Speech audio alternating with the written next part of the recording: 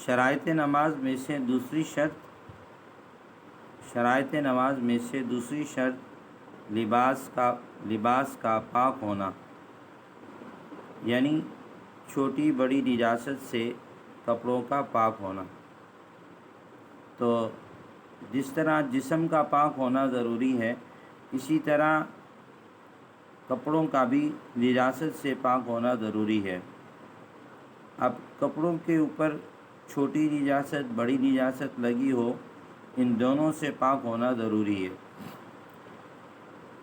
بڑی نجاست سے مراد پیشاب، پخانہ، خون یا اس طرح کی چیزیں جسم پر لگی ہوں، کپڑے پر لگی ہوں۔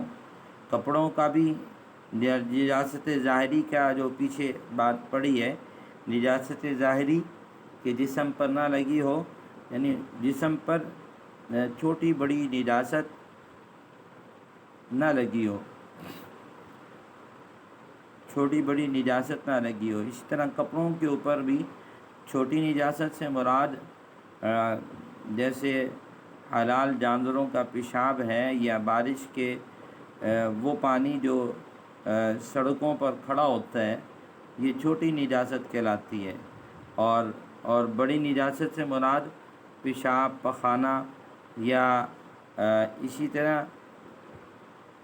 خون وغیرہ، یہ بڑی نجاست کہلاتی ہیں۔ ان کا کپڑوں کا پاک ہونا، ان چیزوں سے کپڑوں کا پاک ہونا ضروری ہے۔ مقدار معافی بڑی نجاست کے اندر مقدار معافی وہی 1 درہم ہوگی۔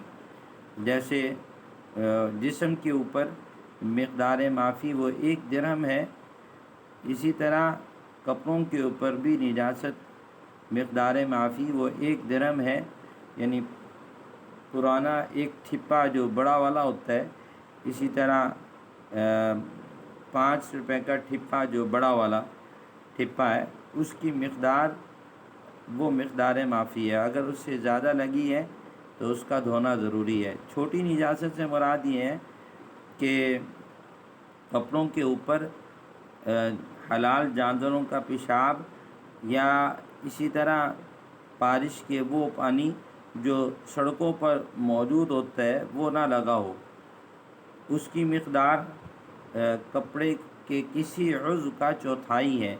مثلا یہ ایک بازو ہے، بازو کے عضو کا چوتھائی یہ مقدار معافی ہے۔ اگر اس سے زیادہ نجاست لگی ہے تو اس کا دھونا ضروری ہے، اگر اس سے کم نجاست لگی ہے تو پھر اس کا دھونا ضروری نہیں ہے۔ مقدار معافی کیا ہے؟ کپڑے کسی عضو کا، مثلا بازو ہے یا ایک پورا پانچہ ہے، اس کا چوتھائی حصہ اگر نجاست لگی ہے تو اس کا دھونا ضروری ہے، اگر اس سے کم لگی ہے تو وہ مقدار معافی ہے۔ نمبر تین سطر کا چھپانا۔ مردوں کے لیے ناف سے لے کر گھٹنوں تک، مردوں کے لیے ناف سے لے کر گھٹنوں سے نیچے تک، اور عورتوں کے لیے سر کے بالوں سے پیروں تک تمام بدن کا چھپانا سوائے چہرے اور ہاتھوں کے، یہ ضروری ہے۔ ایک ساتھی نے کل بھی پوچھا تھا کہ سطر مردوں کا سطر تو ناف سے لے کر گھٹنے کے نیچے تک ہے، عورتوں کا سطر پورا بدن ہے، ہاں علاوہ وہ ہاتھ وہ عضو جو عام طور پر کھلے رہتے ہیں، مثلا چہرہ ہے اور دونوں ہاتھ ہیں اور پیر ہیں، ٹخنوں سے نیچے کا حصہ، تو یہ اگر کھلے ہیں تو نماز ہو جائے گی۔ اور اگر سر کے بال کھلے ہیں یا اتنا باریک کپڑا پہنا ہوا ہے جس سے سر کے بال نظر آ رہے ہیں تو اس سے نماز نہیں ہوگی۔ تو مردوں کے لیے ناف سے گھٹنوں تک کا حصہ ڈھانپنا یہ ضروری ہے، اور عورتوں کے لیے پورے بدن کو چھپانا یہ ضروری ہے نماز کے اندر۔ اور نماز کے علاوہ بھی اگر یہ پردے والی جگہ کوئی انسان کھول کر کسی غیر کے سامنے آتا ہے تو یہ گناہ ہے اور گناہ کبیرہ ہے۔